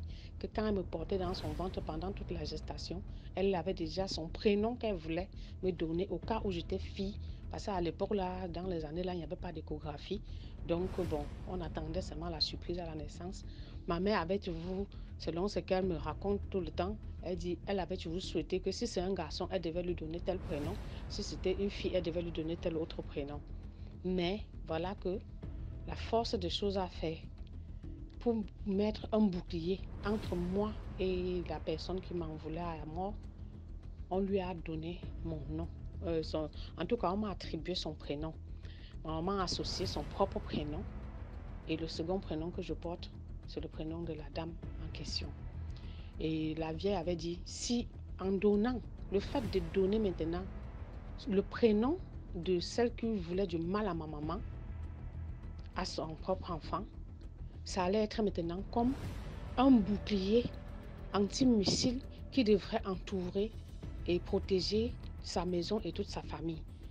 Donc, quand maman a accepté de donner le prénom de cette dame, a accepté de me donner le problème de cette dame, me faire porter le prénom de cette dame, c'est ainsi que elle a permis que la dame ne puisse plus l'atteindre. Quand maintenant tout était terminé, la vieille qui m'avait soignée a demandé à maman de rentrer et que plus rien ne pourra plus jamais m'arriver, que je suis déjà protégée. Et elle avait aussi demandé à maman d'aller maintenant cette fois-ci vers la dame et faire comme s'il n'y a pas de problème et en la taquinant et qu'elle me ramène chez elle-même. Maman est allée jusqu'à voir là où elle vivait. Maman m'a amenée là-bas et dès que maman l'a surprise chez elle, maman m'a directement déposé sur ses pieds en lui disant que voilà ton bombo. Donc elle a dit voilà ton bombo. Donc bombo, on connaît qu'au Cameroun, bombo signifie homonyme. C'est-à-dire on porte le même nom. Donc ma mère a fait ça. Donc la vieille lui avait dit de lui faire ça par surprise. Au moment où elle s'attend le moins, que ma maman vienne sans prévenir. Et si elle la trouve, elle assiste, qu'elle me jette carrément sur les pieds de la dame en disant voilà ton bombo. Et quand on a fait ça, ça a désarmé la dame. Ça a coupé tous les liens de sorcellerie qu'elle avait déjà établis entre moi et elle. Donc voilà, c'est comme ça que maman a fait pour pouvoir me sauver de la situation et protéger toute la famille et garder ses enfants en vie. Et après, la dame elle-même, quand on lui a dit voilà ton bombo, elle-même elle a souri. Maman dit qu'elle avait pris le savon qui traînait quelque part, elle lui a remis que voilà le savon de ton bombo que j'avais même déjà payé. Prends ça, tu retournes. Alors qu'en fait, c'était du mensonge, c'était son propre savon. Elle a quand même remis, ma maman a pris. Et ma maman a utilisé. Parce que la vieille avait dit, si elle te remet quelque chose, il faut utiliser. Au contraire, c'est elle prend quelque chose, elle remet de sa main. Là, ça serait que, bon, elle dépose les armes, quoi. Donc, quand elle a fait ça, maman a pris, maman a utilisé le savon. Et plus tard, la dame a disparu du village sans explication. On ne l'a plus jamais revue. Bon, malheureusement, comme l'acte de naissance avait déjà été dressé, avant qu'elle ne disparaisse, ma mère ne pouvait plus rien faire pour enlever ce nom-là, ce deuxième prénom qu'elle n'avait jamais voulu me donner. Même, elle parfois me disait, quand elle m'appelle même avec ce prénom, jusqu'à nos jours, ça sonne toujours bizarre dans ses oreilles, parce que ce n'est pas le prénom qu'elle aurait souhaité pour moi. Donc, c'est pour vous édifier un peu par rapport à l'origine de certains noms. Il y a parfois certains parents attribuent des noms à leurs enfants, même sans le vouloir, justement parfois pour sauver l'enfant, soit pour sauver leur propre tête. Parfois, on est obligé de donner des noms des sorciers même à ses propres enfants, juste dans le but de vouloir se protéger. Donc, je n'avais jamais su avant que donner le nom à quelqu'un qu'on ne connaît même pas. Ça pouvait être un bouclier pour survivre dans cette nature africaine. Donc, j'ai voulu partager un peu aussi mon histoire pour faire savoir aux frères et sœurs que l'attribution des noms a souvent parfois des origines parfois mystérieuses, parfois des origines souvent heureuses. Donc, ce qui est sûr, l'origine de chacun nom qu'on donne à un enfant, c'est toujours parfois, ça a toujours des explications un peu très, très, très obscures ou bien parfois simples en dessous. En fait, je voulais partager aussi cette histoire. C'était ma propre histoire à moi. Et c'est ce que ma mère m'a raconté. Toute ma vie, elle n'arrêtait jamais de me raconter cette histoire. Elle n'arrêtait jamais de me raconter cette histoire, l'histoire de ma naissance. Ce qu'on m'avait fait et comment elle a pu combattre les esprits du mal et sauver le reste de la famille. Franchement, quand je vois ma maman aujourd'hui, j'admire sa bravoure. J'admire franchement la bravoure de ma maman. Je ne sais pas si c'était moi à cette époque, ce que j'allais faire avec parfois la peur face à certaines situations. Bon, on prend souvent les mauvaises décisions, mais nous, maman, il faut avouer que nos mamans étaient des femmes franchement courageuses, très, très, très, très courageux. J'en profite pour rendre hommage à ma maman et pour tout ce qu'elle a raconté, pour tout ce qu'elle a pu faire pour moi. Merci DMG et à la prochaine. Merci, merci pour l'histoire. Et là, on passe à la 8e histoire. Voilà. Bon, je vais te raconter encore. J'ai tellement d'histoires. Je te raconte encore une autre histoire. En fait, cette histoire, ça se passe entre Brazzaville et Pointe-Noire. Il s'agit d'une jeune fille qui mène une vie modeste, une vie normale comme toutes les autres filles. Elle est dans une famille très pauvre, la jeune fille. Lorsqu'elle est dans la famille très pauvre, du coup, elle commence à se trouver un petit boulot après l'école, un petit boulot afin de subvenir à ses besoins. Et puis du coup, un soir, elle rencontre une autre fille en boîte de nuit, ils font connaissance, deviennent des amis. Et la fille, elle était bien, elle voulait carrosse, nanana. La fille demande, mais toi, comment tu fais pour avoir tout ça? La fille dit, mais c'est pas grave, on va à la Pointe-Noire, parce qu'elles étaient à Brazzaville, on va à la Pointe-Noire, je vais te montrer comment est-ce qu'on va faire. D'accord? Oh oui, ok, ils sont partis à Pointe-Noire. Lorsqu'ils sont partis à Pointe-Noire, ils sont arrivés à Pointe-Noire, ils sont partis chez un marabout à Pointe-Noire. Le marabout dit, si tu veux vivre comme ta copine, avoir tout ce que ta copine a, ce que tu dois faire, c'est que tu dois tomber enceinte d'un homme que tu ne connais pas. Après avoir tombé enceinte d'un homme que tu ne connais pas, donc tu vas côtoyer un homme pendant un moment jusqu'à ce que tu tombes enceinte de lui. Et lorsque tu vas tomber enceinte de lui, qu'est-ce qui va se passer? Tu vas avorter. Mais tu ne vas pas avorter avant que l'enfant soit formé. Il faut que l'enfant se forme. Au bout de 3 à 4 mois, voire 4 à 5 mois, tu dois avorter. Et lorsque tu vas avorter, on va recueillir ce fœtus-là. Et moi, je vais travailler avec ce fœtus-là. Et puis, je vais travailler sur toi. Et le reste, je te dirai comment tu vas faire. La fille dit OK. Elle accepte. Elle rentre à Brazza avec sa copine. Elle se met à côtoyer les hommes et tout. Elle a côtoyé un pour atteindre son but. Elle a commencé à sortir avec le gars et tout. Comme elle faisait un peu un petit boulot, elle a commencé à sortir avec le gars. Et elle restait toujours en contact avec sa copine et le marabout. Elle-même, elle disait au marabout que non, ça prend trop du temps, tout ça, ça prend du temps. Le marabout dit, mais tu n'as pas encore atteint ton objectif, donc tu dois patienter jusqu'à atteindre ton objectif. Et puis les choses, attends, et puis les choses vont changer. Après, à un moment donné, la fille, elle a continué en relation jusqu'à ce qu'elle est tombée enceinte. Quand elle est tombée enceinte, le garçon lui a dit ceci, moi, dans ma famille, on n'avorte pas. Si tu avortes, il faut qu'il y ait de l'acceptation. L'accord doit être donné de ma famille, donc de mes grands-parents, et c'est comme ça que toi, tu vas avorter. Mais si tu le fais par entêtement, ou bien par ton entêtement à toi et à moi, sache que après, il y a le malheur qui va arriver. Et la fille, elle dit que non, moi je vais pas mettre au monde, moi je suis pauvre, j'ai pas l'argent, je cherche encore du boulot, tout ça. Toi aussi tu n'as pas de situation, comme ça on va pas mettre au monde, ça va pas marcher. Le garçon dit que non, moi dans ma famille, on n'avorte pas. Il faut l'accord.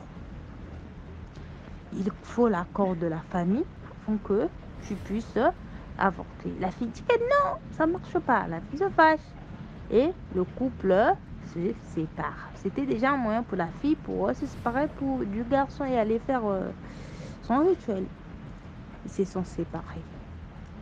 Lorsqu'ils se sont séparés, la fille, elle est partie à Pointe-Noire enceinte. Arrivée à Pointe-Noire, elle a avorté. Et lorsqu'elle a avorté, c'était au bout de 4 à 5 mois comme ça, je crois. Hein? Elle a avorté. Après avoir avorté, la fille, elle a recueilli le fœtus. Elle est partie donner chez le marabout. Et le marabout a travaillé. Lorsque le marabout travaille, après un moment, il interpelle la fille. Il dit à la fille, mais toi, qu'est-ce que tu as emmené chez moi? La fille dit, mais moi j'ai emmené ce que tu m'as demandé. Il a dit, mais non, ce que tu m'as demandé et ce que tu m'as emmené, ce n'est pas un fœtus, mais c'est une personne qui est vivante. C'est une personne qui ne peut pas nourrir, c'est un enfant qui est vivant. La fille dit que non, c'est un fœtus, c'est tout. Le marabout dit que non, ça ne marche pas. prends ton truc, va avec ça. La fille, mais le marabout chasse la fille avec le sachet de son truc. Et la fille prend le truc, va dans Averda. Averda, ici, ce sont des poubelles publiques. Elle va dans Averda, elle jette le fœtus au milieu de la nuit. Elle jette le fœtus. Et puis, elle part. Elle raconte à sa copine, regarde ce qui s'est passé. Sa copine lui dit, mais voilà et tout.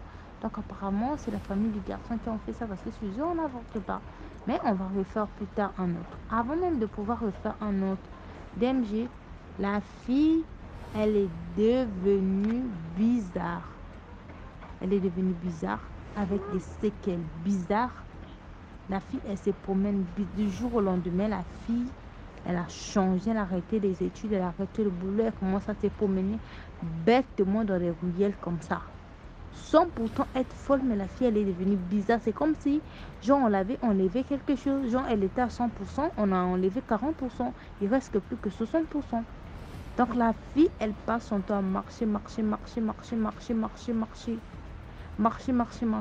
comme ça. Et sa copine, la vie que la fille, là, elle mène jusqu'aujourd'hui, là. C'est que quoi? Le fétiche en question, normalement, quand tu fais comme ça, quand ça marche, après, dès que tu sors avec un homme, l'homme devient collé à toi. L'homme devient collé à toi. Il fera tout ce que tu diras. Il fera tout sauf rien. Il fera tout pour toi, l'homme. Donc, peu importe, même si tu vas en France et que tu rencontres un homme là-bas, l'homme là sera collé à toi. Même si c'est un homme qui vient aux États-Unis, il vit aux États-Unis, il est venu juste en France passer des week-ends.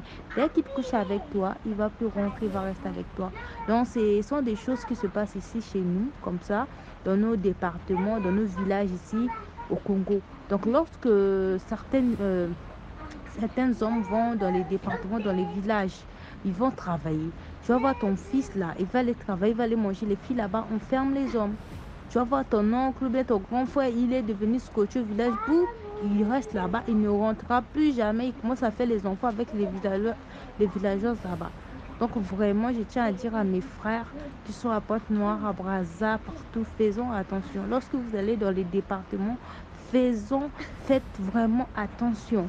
Faites attention. Allez-y, faites votre boulot. Finissez, rentrez chez vous. Évitez les concubinages, évitez tout ça. Parce que chez nous au Congo, c'est récurrent, hein, les garçons aiment les fesses. Excusez-moi. Donc voilà, DMG. Donc à bientôt pour une autre histoire. Merci pour l'histoire. Maintenant, on passe à la 9e histoire, avant-dernière histoire. Ça s'est passé le 21 décembre 2022 à Yaoundé. Le jour de la journée, tout allait bien. Moi et mes amis, on avait prévu d'aller à Yafé et s'amuser. Quand nous sommes donc arrivés, il y a un endroit là-bas qu'on appelle le Stand Elvino. Je crois que la majorité de ceux qui sont allés là-bas à Yafé connaissent le Stand Elvino. Alors c'est comme ça qu'on a commencé à boire. On a fumé. Pourtant on n'a même pas l'âge ni le droit de fumer. Alors autour de 22h comme ça, 22h30, c'était quand Yafé voulait fermer. Moi donc et mes bandes d'amis, on était avec 2 filles. On a donc décidé d'aller continuer la fête autre part. Alors, je suis d'abord parti à Efoulan pour m'échanger. Ensuite, mon ami est donc venu me chercher avec la voiture. Et le jour-là même, moi-même avait déconseillé de sortir. Moi, je voulais m'entêter, donc j'étais sorti sans qu'on ne sache à la maison. Arrivé donc, il y a un restaurant ici à Yaoundé qu'on appelle le Bliss. On a commencé à boire, y raconter les histoires. Puis, mon ami me dit qu'il y a une course qui va avoir lieu autour de 3h, 4h comme ça. Et que si nous ne sommes pas tant qu'on part là-bas, j'ai dit que moi je n'ai pas le problème, mais moi je ne peux pas conduire parce que de 1 j'ai bu et de 2, si on fait un truc comme ça, je ne pense pas avoir les capacités de conduire et de faire la course avec les gens parce que je ne suis même pas encore très bon avec le volant. C'est lui-même qui avait sur l'habitude de conduire la voiture. Lui, il avait vraiment bu, donc il ne pouvait pas conduire. C'est comme ça que il dit donc que bon, moi je vais essayer. pour la première fois. Alors nous sommes donc montés dans la voiture. Nous étions au nombre de 7. Oui, 7. J'étais assis devant. Et le conducteur était assis à côté de moi, bien sûr. J'étais assis devant. Derrière, il y avait 2 filles, dont mes amis les portaient. Mon meilleur ami était à l'intérieur, donc il portait l'une des filles là. Et il y avait un autre garçon qui portait l'autre. C'est comme ça que, quand la course commence, donc, on s'est d'abord arrêté vers la station là-bas, Bastos, pour carburer. C'est comme ça qu'il y a eu une petite discussion entre le conducteur et un autre de mes amis parce que lui, il voulait vraiment essayer. Donc, il voulait vraiment faire la course, il voulait essayer pour sa première fois. Ils se sont dehors attendus. C'est comme ça que nous sommes encore entrés dans la voiture. Et moi, je me suis endormi parce que je somnolais déjà, je me suis endormi. Puis, je commence à ressentir des violences secousses. Mais quand j'ouvre les yeux, je me rends compte que la voiture est déjà retournée.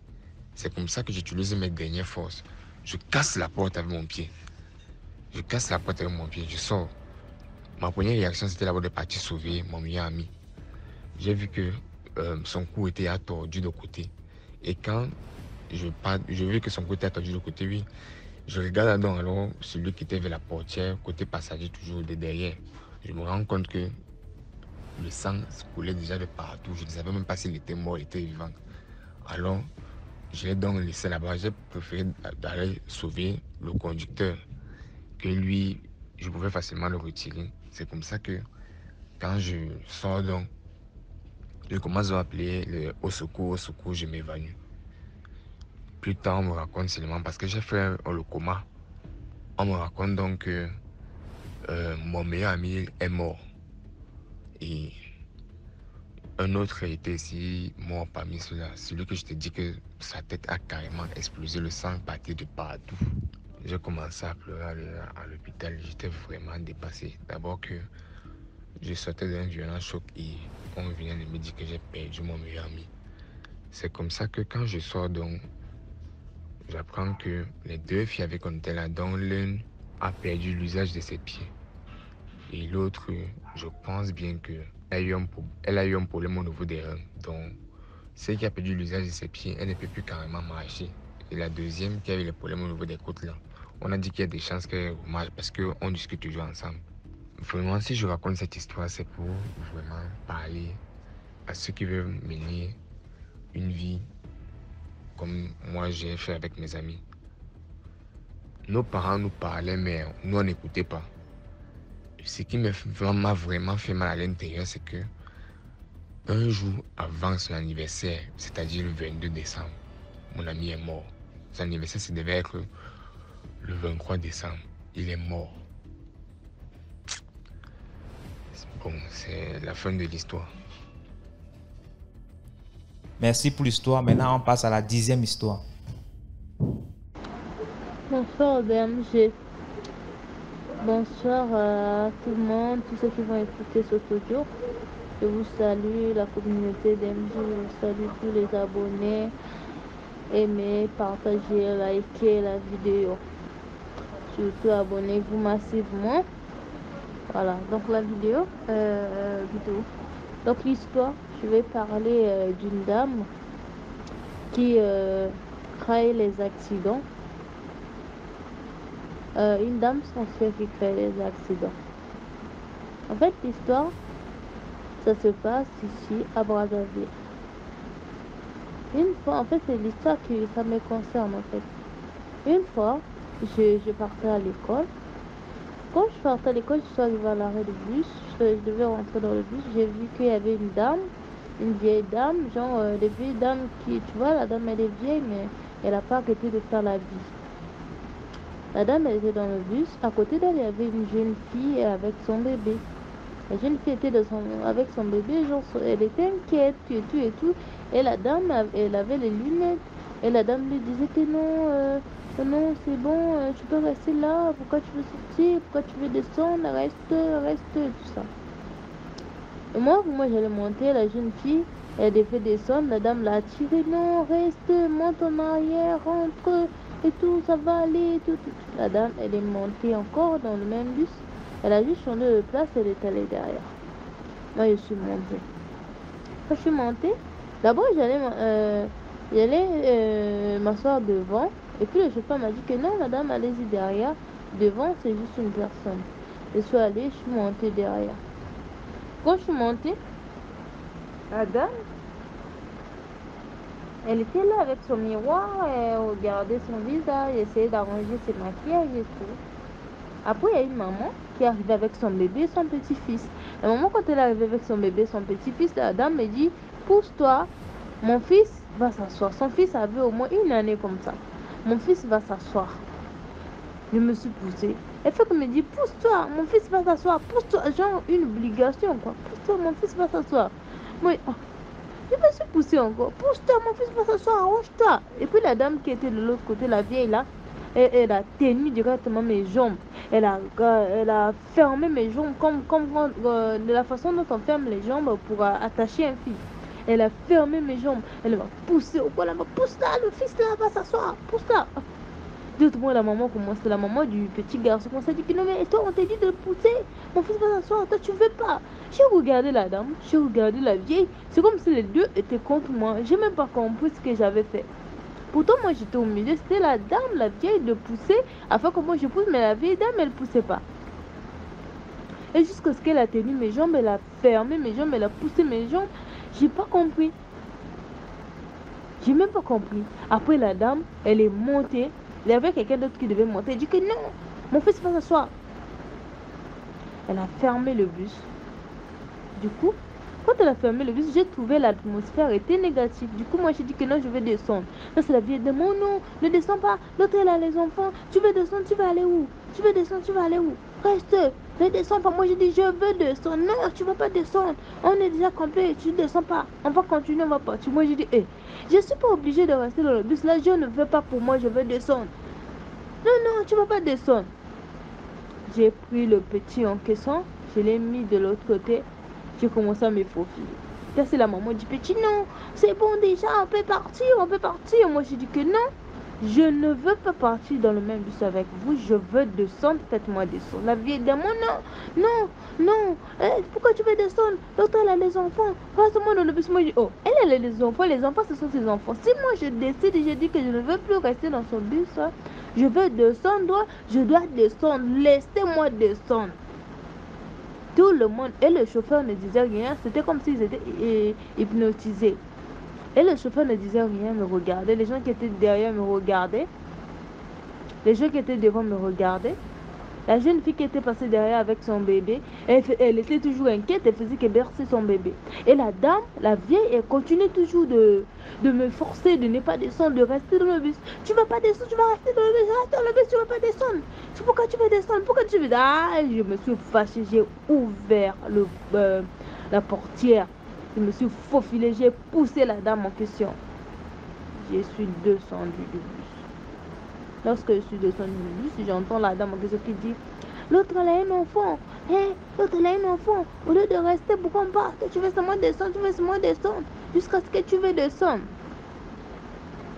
Je suis descendue, je suis rentrée dans un autre bus. Il y avait maintenant un monsieur qui partait aussi pour rentrer dans le même bus. Dès qu'il veut rentrer dans le même bus, là où moi j'étais descendue, c'est la vieille dame là qui dit que non, il y a un enfant qui va s'asseoir. Oh, après le chauffeur dit non, mais il reste une place. Monsieur rentré, le monsieur l'a dit non, je ne vais pas rentrer dans ce bus là. Le bus là a une mauvaise atmosphère. Il est venu là, il est rentré dans un autre bus.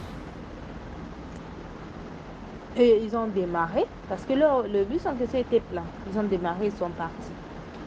Nous aussi, quand notre bus s'est rempli, on est parti. Tu sais, DMG, j'arrive, c'était les bus qui partaient à la même destination. J'arrive à l'arrêt de bus là où je devais arriver. DMG, dès que j'arrive, je constate le monde, beaucoup de gens, je n'ai pas compris. Beaucoup de gens, moi je dis, mais qu'est-ce que c'est? Qu'est-ce que c'est? Qu'est-ce que c'est? DMG, le bus en question avait fait un accident et on avait évacué les gens qui étaient dans le bus. On avait évacué les deux enfants, le bébé, les trois enfants, donc le bébé de la jeune fille que j'avais trouvé dans le bus, le bébé de la maman qui était rentrée dans le bus et son petit-fils là qu'elle voulait que ça soit que moi je pousse pour que son fils s'assoie là. Les trois, on leur avait évacué d'autres personnes. Accident grave. Même ceux qui étaient devant, ils se sont cassés les jambes. DMG. Quand je suis arrivée à l'école, je me suis agenouillée. J'ai commencé à prier. J'ai dit, Seigneur, ça c'est un film. J'ai dit, Seigneur, qu'est-ce qui allait m'arriver si j'étais restée dans ce bus-là? Si j'étais restée dans ce bus-là, vraiment, peut-être que j'allais mourir. Vraiment, pour moi, je considère l'histoire-là vraiment, c'était mystique. La dame-là, la sorcière, c'était une sorcière. Et je n'ai même pas revu la dame. Je n'ai même pas vu la dame. J'ai demandé, et les gens qui étaient là, mais il y avait une dame aussi. La maman, ok, c'est la maman du bébé. Elle n'arrivait même pas à parler. Elle n'arrivait même pas. J'ai demandé, mais le chauffeur était battu. Ah oui, j'étais. J'ai dit, Seigneur, c'est dur. C'est pourquoi je vous dis à mes frères et sœurs, lorsque vous rentrez dans des moyens, si vous sentez que l'atmosphère n'est pas bien, il faut descendre. Peu importe la situation, il faut descendre. On ne sait jamais. Il y a des trucs mystiques qui se passent à tout moment, à chaque seconde. Donc la morale de l'histoire, c'est juste de faire attention partout là où nous allons. Quand l'intuition, vous sentez que non, là, il faut pas, il faut pas, il faut pas. Donc voilà, à bientôt. Merci. On arrive à la fin de cette vidéo. J'espère que vous avez apprécié la vidéo. Laissez des commentaires, partagez, likez, commentez. Dites-nous d'où vous avez regardé la vidéo. Et comme ça, on va voir la portée de la communauté. Merci, on se reprend demain à 12 h pour une nouvelle vidéo. Voilà, restez connectés.